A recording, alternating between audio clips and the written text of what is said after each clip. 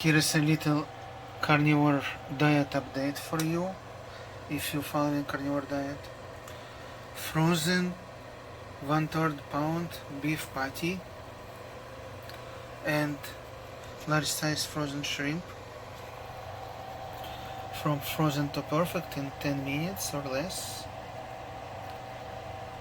It's been 9 minutes, so let's clear it. Let's unbox the treasure box. Frozen shrimp and burger patty. Let's slap some cheese on it. There you go. I want to melt some cheese over the shrimp, so I'm gonna cover it and I'm gonna start.